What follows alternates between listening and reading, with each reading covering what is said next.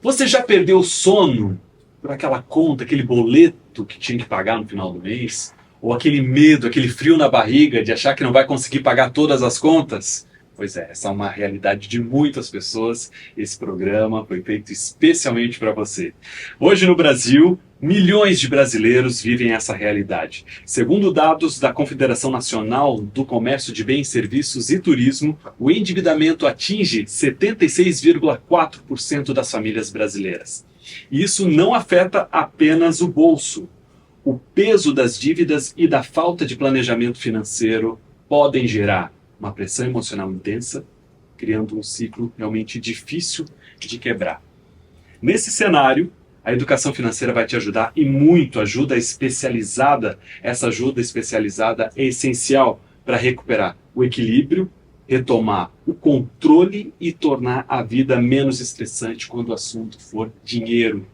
No episódio de hoje, então, nós vamos falar sobre o impacto das dívidas na saúde emocional e como lidar com eles e principalmente como quebrar esse ciclo. Se você já passou, conhece alguém que está passando, esse programa é muito importante para você. Então fica com a gente. Esse episódio vai trazer dicas valiosas para quem quer organizar as contas e mudar a sua situação financeira.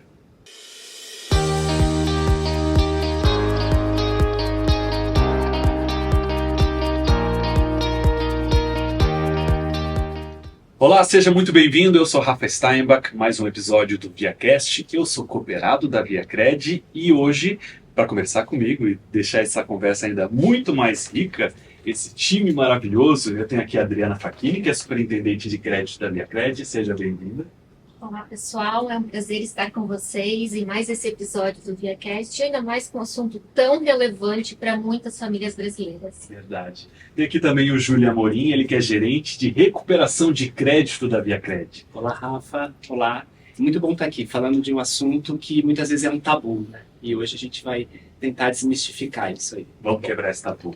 Tem aqui também a Giovana Formento, que é psicóloga e cooperada. Obrigado por ter aceitado o convite. Obrigada pelo convite. É um prazer estar aqui com vocês para falar sobre esse assunto que é tão importante e tão necessário. Perfeito. Olha só, para você que está acompanhando a gente agora, os dados do principal indicador de inadimplência no país apontam um novo aumento no volume de inadimplentes. O primeiro mês, agora já de 2025, registrou uma marca de 74,60 milhões de endividados, uma alta de 1,48% em relação a dezembro de 2024. Adriana, já começamos então contigo. A gente sabe que a falta de educação financeira é um dos principais motivos que elevam o endividamento no Brasil. Na prática, o que isso significa? O que essa falta de conhecimento financeiro acaba afetando no dia a dia das pessoas? Rafa, primeiro a gente precisa entender a diferença entre endividamento, superendividamento e inadimplência. Quando a gente fala de endividamento, é quando você tem uma dívida, mas você consegue pagar ela tranquilamente no mês e não afeta as suas finanças. Quando eu falo do superendividamento, eu estou falando de uma dívida que vem crescendo com o tempo e você já não consegue pagar nem a parcela mínima. Aí a pessoa começa a se enrolar dentro das suas finanças e não consegue mais organizar a sua vida financeira. Quando eu falo da inadimplência, é quando a pessoa não consegue pagar mais a parcela no dia do vencimento, acarretando juros, acarretando multas e até prejudicando ela num crédito futuro. O que leva ao superendividamento? Então, tem dois fatores aí principais que levam para o superendividamento. A falta de planejamento financeiro, é o famoso, né? Gasta mais do que ganha. Então, as pessoas não costumam anotar as suas receitas, não costumam anotar as suas despesas, e acabam se enrolando durante o mês e não conseguem pagar suas contas, levando para o superendividamento. Um outro fator importante são as despesas emergenciais e a falta de uma reserva, porque problemas todo mundo passa em algum momento da vida. Seja um problema de saúde, seja um veículo que acabou estragando, seja um emprego que a pessoa perdeu. Se ela tem uma reserva, essa reserva cobre e depois ela consegue tocar a sua vida financeira tranquilamente. Porém, se ela não tem essa reserva, ela precisa comprometer o seu orçamento do mês para pagar essa despesa e pode levar ao superendividamento. Rafa, e o avanço da tecnologia, ela tem trazido mudanças bem significativas nos hábitos de consumo das pessoas, né? Hoje o consumo está na tua mão, né? Não precisa nem sair de casa para começar a consumir, né? Eu vou trazer alguns exemplos aqui. Um deles é os jogos online, as apostas, os bets, né? Cada vez mais as pessoas têm procurado essas ferramentas para ganhar dinheiro rápido. E muitas vezes com promessas que não conseguem ser fundadas, né? Eu vou trazer alguns dados só para a gente entender esse cenário.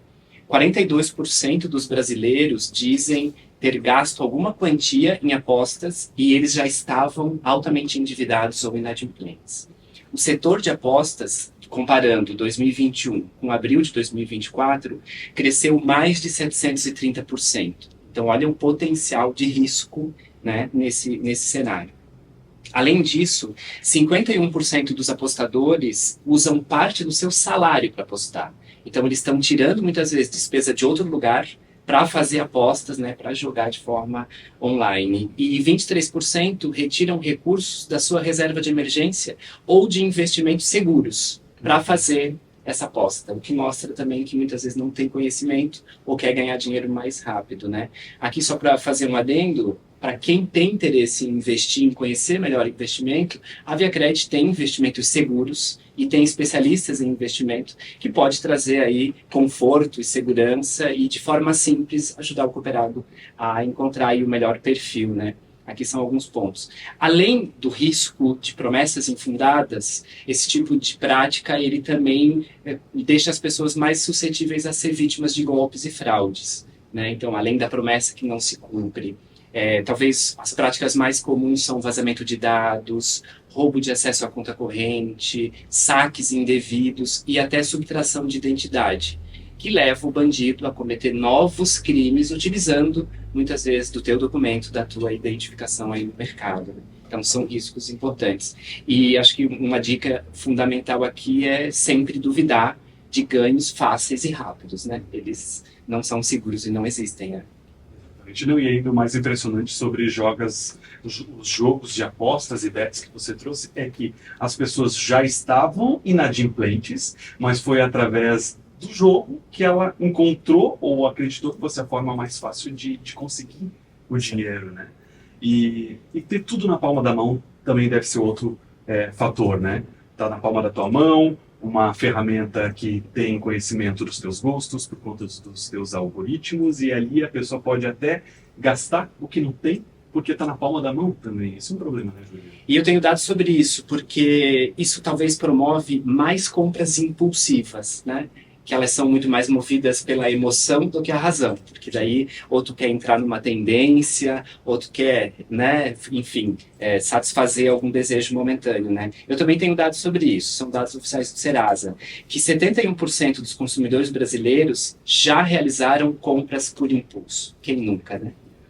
E 72% desses compradores, eles afirmam que se arrependeram das compras depois disso. Então, ele já mostra que, né, tem um potencial grande aí, né? E daí tu falou do algoritmo, né, Rafa? Tem que ter um cuidado muito maior hoje com as compras pelas redes sociais, né? Na medida que tu tá ali navegando na rede social, ele tá te conhecendo a fundo, entendendo os teus gostos, quais são os teus costumes, e a partir disso, eles começam a te entregar uma avalanche de promoções, publicidade, produtos, serviços, que muitas vezes tu nem precisa de verdade e muito menos tem condições de pagar, né? Então é um risco bem grande. Se a gente pensar em rede social, hoje no Brasil quase 150 milhões utiliza rede social, então é um potencial, né? É muita gente aí envolvida em rede social. E tem um outro dado importante que 50% dos usuários de rede social fazem compra ou já fizeram alguma compra dentro da rede social. Então, para perder o planejamento e praticar compras impulsivas é muito grande, né? Quem está endividado acaba e não consegue cumprir, né, com seus compromissos, com as suas dívidas, tem um peso emocional muito grande, muito significativo. O desequilíbrio emocional pode se intensificar cada vez mais com o acúmulo de contas, de dívidas, a insegurança financeira, né? Muitas vezes de forma silenciosa, porque quem deve também não sai falando para todo mundo, é um sofrimento silencioso de fato. Esses dados que o Julian trouxe para a gente refletem no que você vê no dia a dia também no seu consultório, Gil. Quais são os principais reflexos emocionais das dívidas na vida das pessoas? Sim, Rafa, esses dados que o William trouxe faz total sentido. Na minha prática clínica, eu vejo que os pacientes, eu considero que as dívidas, elas podem ser tanto a causa quanto o efeito de um humor mais deprimido, de um quadro depressivo, por exemplo. Então, o paciente, por ter dívidas, ele pode acabar entrando em um quadro depressivo, ou por estar em um quadro depressivo, ele fica mais vulnerável a ter dívidas. Nesse contexto, é importante a gente identificar as causas, o que está causando isso. E algumas informações importantes que eu trouxe é para as pessoas conseguirem identificar os sintomas, os sinais. Eu percebo que é muito comum os pacientes começarem justamente dessa forma que você trouxe, com sintomas leves que eles vão se intensificando gradualmente. Então, alguns sintomas. As dívidas, elas começam a se apresentar através de pensamentos intrusivos ao longo do dia, prejudicando a funcionalidade da pessoa, atrapalhando na produtividade, afetando a vida profissional. Esses pensamentos, eles acabam gerando preocupações excessivas, a médio e longo prazo acaba interferindo no sono, a pessoa perde o sono por estar com dívidas, ou não tem um sono reparador. Outros sintomas que eu vejo que é muito comum acontecer nos pacientes, alterações de apetite, isolamento social. A pessoa, ela perde o prazer por atividades que antes eram prazerosas. E justamente por não conseguir conversar com um colega, com um familiar, sobre esse assunto que ainda, muitas vezes, é um tabu. Acaba, às vezes, com um parceiro ou com uma parceira, quando estão com dívidas, acaba gerando ruídos de comunicação, acaba gerando conflitos e as pessoas não conversam sobre isso. A longo prazo, todos esses sintomas físicos e emocionais, eles acabam aumentando, dando um aumento no cortisol, que é o hormônio do estresse, afetando diretamente as funções executivas. Então, é a parte do nosso cérebro que é justamente responsável pela parte de organização, de planejamento a longo prazo. Com essas funções executivas atingidas, a pessoa ela fica mais vulnerável justamente nesses exemplos que o Julian trouxe, na busca por respostas, por soluções rápidas, fáceis, ganhar dinheiro de forma rápida e fácil para resolver esses problemas. Então, é muito importante a pessoa identificar e reconhecer que está com dívidas, está sentindo esses sintomas para que possa procurar ajuda profissional. Um dos pontos que tu trouxe que me deixou mais preocupado é o ciclo infinito, né? A pessoa já tem dívidas, ela já tem um problema e ela vai lá e se endivida ainda mais para preencher um vazio que ela já tem. Então é uma bola de neve que vai ser difícil depois organizar, né? Sim. E com o que eu percebo que é muito comum, quando os sintomas a pessoa está com as dívidas, esses sintomas estão intensos, ela não consegue pensar em soluções mais efetivas, mais assertivas, ela acaba buscando essas soluções rápidas, entrando nesse ciclo disfuncional, nesse padrão de comportamento que vai se repetindo e a bola de neve vai girando, mas uma hora vai bater. Então, é muito importante quem está escutando esse podcast se identifica com essa situação, procurar ajuda profissional para sair desse cenário quanto antes. Perfeito. Aí você escutou esse podcast, a luzinha vermelha acendeu, você já identificou que existe um problema. Adriana, agora a gente nos ajude. A gente sabe que sair das dívidas não é fácil, né? Muitas pessoas acabam presas nesse ciclo, que é difícil de quebrar, como a Gil trouxe pra gente agora. Elas pagam uma conta aqui, atrasam outra ali, e quando percebem, continuam no vermelho. Existe um caminho para recuperar o controle da vida financeira e educação financeira? Por exemplo, a pessoa que nunca teve um suporte, ainda existe uma forma de chegar lá. Para quem quer dar esse primeiro passo, sair desse ciclo, por onde começa? Começa de uma forma muito simples. A gente acha que a gente precisa de planilhas elaboradas, de um grande profissional para nos ajudar a organizar essas finanças, mas não precisa. A gente pode usar uma planilha de Excel, que a maioria das pessoas consegue utilizar de uma forma muito tranquila, ou até mesmo um caderno, onde eu anoto todas as minhas receitas, anoto todas as minhas despesas, desde o cafezinho na padaria. Para identificar aonde de fato o meu recurso está indo e aonde eu posso fazer algum ajuste para que eu consiga organizar melhor as minhas finanças. Então esse seria o primeiro passo. E tem outro muito importante, que é definir metas de curto, médio e longo prazo. Como, por exemplo, eu adquiri um veículo, financei ele em 60 meses, mas o meu objetivo é pagar em 30. A partir do momento que eu defino isso como meta, eu deixo de utilizar o meu recurso para questões desnecessárias ou impulsivas, como o Julian trouxe antes.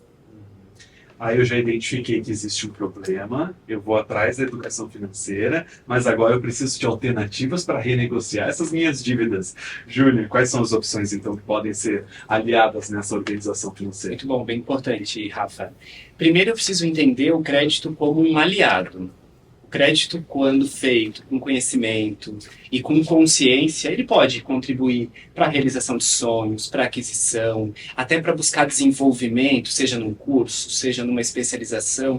Então, o crédito, de fato, ele pode ser um aliado na reorganização da vida. Mas eu preciso entender o cenário, eu preciso fazer conta, entender se aquela parcela, de fato, cabe dentro do meu orçamento, né?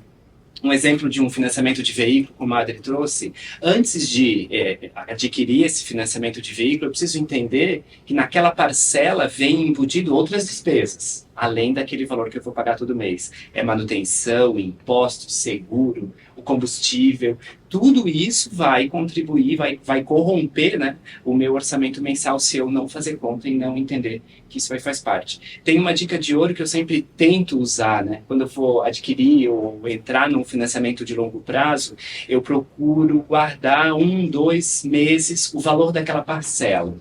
É uma forma de eu entender se esse dinheiro não vai fazer falta em outro lugar, ao longo daquele mês, e também dá um tempo de refletir e pensar, é fato isso, eu quero fazer isso, eu quero adquirir esse bem, né, e estou preparado para assumir essa dívida mensal. Então aqui é uma forma.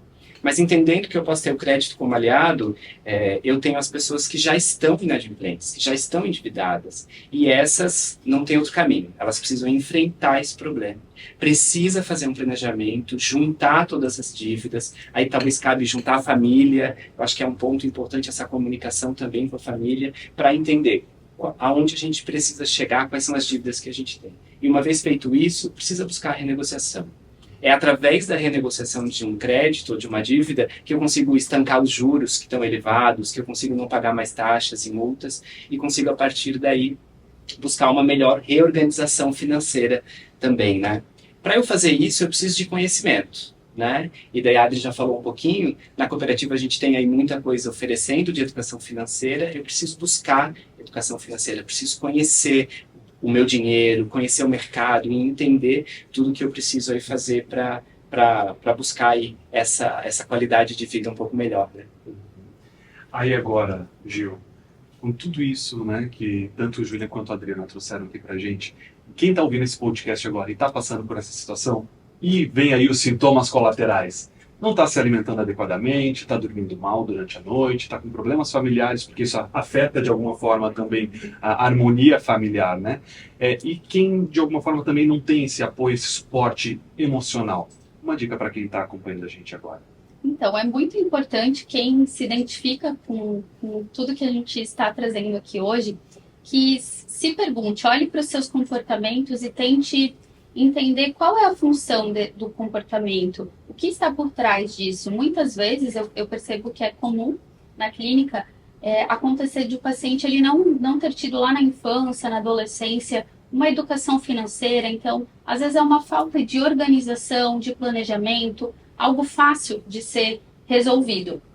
Em outros casos, essa falta de organização, essa falta de planejamento, ou até mesmo gastos excessivos, compras compulsivas, pode ser um sintoma de algum transtorno, de algum diagnóstico. Então, é muito importante quem está nos ouvindo se questionar, olhar para os seus comportamentos, olhar para as suas finanças. Por que eu tenho dificuldade? Por que, por vezes, eu saio de uma dívida, mas logo eu entro em outra dívida? Ou eu nem consigo sair, por mais que eu tenho recursos, eu tenho facilitadores, os meus comportamentos, as minhas emoções fazem com que eu repita esse ciclo, eu não consiga sair desse ciclo disfuncional. Então, o mais importante é identificar e reconhecer. Na verdade, o que eu falo para os meus pacientes que é o primeiro passo é identificar e reconhecer, mas o segundo e o mais importante é o que você faz a partir disso. Porque às vezes a gente identifica, reconhece, mas também não, porque a gente precisa lidar com o desconforto. Muitas vezes é mais fácil eu ignorar o meu problema. Eu sei que eu tenho uma dívida, mas eu não quero pensar sobre isso. Só que ela continua lá, eu não consigo sair disso. E então eu sempre falo para os meus pacientes, o tempo, a energia que você vai usar para resolver esse problema é menor do que o tempo e o desconforto que você vai precisar lidar lá na frente quando a bola de neve estiver muito maior. Então, quando a gente fala em resolução, é isso, isso que a Adriana trouxe, eu falo para os meus pacientes também, na dúvida, volta para o básico. Pega um papel, pega uma caneta, coloca o maior problema. O que está tirando sua paz hoje? Tal problema. A gente vai juntos pensar em todas as resoluções. Quais são as alternativas que a gente lista todas as alternativas possíveis para a gente conseguir ter um olhar mais realista da situação, conseguir lidar com estratégias mais assertivas, mais eficazes e evitar diminuir o impacto da busca por soluções rápidas e fáceis que muitas vezes acabam afundando a pessoa ainda mais. A falta da educação financeira acaba trazendo todas essas dores de cabeça, né? Sim. Aí, a educação financeira nos daria a autonomia para tomar decisões mais conscientes, né? Construir relações mais saudáveis com o dinheiro e trazendo mais tranquilidade e segurança também para o futuro. Jogo agora para ti, Adriana. Isso se conecta muito até com o propósito da própria ViaCred. Como é que a cooperativa pode apoiar quem está passando por essa situação, né? Oferecendo programas, recursos para ajudar na reestruturação financeira? Rafa, você sabe que o quinto princípio do cooperativismo é educação, formação e informação. E a ViaCred leva isso muito a sério, o Sistema Ailos também. E a partir disso, a gente oferece o Ailos Educação, que são cursos, palestras, eventos que podem ser de forma presencial, podem ser de forma online e o mais importante, ele é para os cooperados, mas também para a comunidade, porque a cooperativa se preocupa muito com a comunidade onde ela está inserida. Os conteúdos eles vão desde o mais básico até o conteúdo mais completo. O objetivo principal é levar informação para as pessoas. Também temos o SOA, que é o Serviço de Orientação ao Associado. Em todos os nossos postos de atendimento, a gente tem pessoas especializadas para tratar o tema, que muitas vezes podem resolver com um empréstimo para esse cooperado, para que ele possa quitar as suas dívidas no mercado e ficar com uma parcela que cabe no bolso, na cooperativa, e outras vezes não, que é apenas uma orientação que a gente dá para esse cooperado e ele consegue dar o próximo passo. A gente também tem ações contínuas de renegociação. A gente chama a nossa área de recuperação de cooperados e não de recuperação de crédito. Porque a ViaCred, de fato, ela acredita que a pessoa não é endividada. Ela está endividada naquele momento por alguma circunstância. Perdeu um emprego, teve algum problema de saúde na sua família. E a nossa equipe está pronta para atender esse cooperado e buscar uma solução financeira para ele, para que ele possa ter uma parcela que, de fato, caiba no bolso dele nessa nova situação que ele se encontra. E a ViaCred está em todos os canais, né, Júlia? Acho que é importante acrescentar isso, né? Eu posso ir no posto de atendimento, mas pode nos atender via WhatsApp, via telefone. Entro no site da ViaCred, eu tenho um link para entrar na equipe de recuperação de crédito. Então, o canal não vai faltar, né? A gente está em todos os canais, mas o mais importante, como a gente já mencionou, é dar o primeiro passo, né? É enfrentar o problema e dar o primeiro passo. Exatamente. Então, vamos dar esse primeiro passo agora. Até porque o tema dívidas é um assunto delicado, né, Gil? Muitas vezes cercado de preconceito. Para quem está acompanhando aqui o nosso podcast agora, uma mensagem final, se você também puder trazer para a gente alguma recomendação de livros, podcast. Sim, fica à vontade. perfeito. Eu sei que a pessoa que está endividada, ela acaba tendo, eu percebo muito isso na clínica, ela acaba tendo uma visão muito negativa sobre si mesma. Ela é dominada por sentimento de inferioridade, de culpa excessiva, sentimentos muito muito disfuncionais que acabam paralisando. A pessoa não consegue agir diante disso. Então, algo que eu sempre trago para os meus pacientes é para que eles parem tudo e se perguntem. Se eu estivesse conversando com um colega, com um amigo querido, com uma pessoa que eu amo muito, e eu ouvisse ela me falando que ela está passando por essa situação. Ela está endividada, está sentindo todos esses sintomas físicos e emocionais desconfortáveis. O que eu diria para ela? Eu pergunto isso para os meus pacientes porque eu percebo que quando é com o outro, a gente consegue ter um olhar mais flexível, um olhar mais gentil, a gente consegue pensar, olhar através de outras perspectivas, de uma forma mais ampla. Porque quando é com nós mesmos, a gente costuma ser mais punitivo, mais rígido. Então, isso ajuda a flexibilizar e conseguir pensar em estratégias mais assertivas. Outro ponto muito importante é identificar quais são os motivadores. Quais são os motivos que eu tenho para sair desse lugar? Para viver uma vida mais alinhada com os meus valores, me aproximar mais da minha qualidade de vida, daquilo que é valoroso. Então é importante também identificar os porquês. Quais motivos que eu tenho para sair desse cenário? E eu trouxe algumas sugestões de livros e podcasts que falam sobre esse tema. 2 livros, eles são do autor Reinaldo Domingos. Ele é escritor, educador e terapeuta financeiro, que são os livros Dinheiro Sem Medo e Terapia Financeira. Eles falam justamente sobre a relação do emocional com o financeiro. O podcast também que eu trouxe para indicar é um podcast que eu gosto muito. Ele se chama Psicologia na Prática. É da psicóloga Alana Nijar. Ela não fala diretamente sobre a questão de finanças, mas ela fala sobre inteligência emocional, sobre habilidades emocionais. Ele é muito bom, eu indico muito para todas as pessoas. Perfeito. E a gente vai colocar, inclusive, aqui na descrição do programa, tá aqui no vídeo, a descrição, então, dos links dos materiais de livros e podcasts que a Gil trouxe pra gente. Rafa, eu tenho uma indicação que te envolve, inclusive. Opa! A gente falou muito sobre educação financeira e num dos episódios do ViaCast, foi o último episódio de 2024, que fala do tema de educação financeira, tem muita dica interessante e foi um conteúdo bem bacana aí para ajudar. Então, eu indico voltar alguns vídeos aí e assistir aquele vídeo lá de educação financeira. Perfeita dica, Júlia, imperdível. Então é só voltar alguns vídeos aqui do ViaCast. Gente, o programa está quase encerrando, mas antes, Gil, você poderia deixar para a gente os contatos para quem ouviu a nossa conversa, se interessou e gostaria de entrar em contato contigo? Quais são os seus canais? Com certeza. O meu Instagram é @psicólogagilvana, Gilvana com L. Quem se identificou com todos esses sinais, com esses sintomas, nesse contexto de finanças, de endividamento, pode me enviar uma mensagem que a gente conversa um pouquinho mais sobre isso. Com certeza. A gente acredita muito que o propósito do programa de hoje foi alcançado. Acho que corações foram tocados, pessoas se identificaram com essa realidade, que a gente possa realmente melhorar a vida dessas pessoas. Eu quero te agradecer de verdade por ter aceitado o nosso convite, por ter dividido os teus conhecimentos para a nossa audiência. Eu que agradeço, foi um prazer estar aqui com vocês. Adriana e Júlia, também quero agradecer demais a participação de vocês. Tem alguma coisa que ficou por ser dito?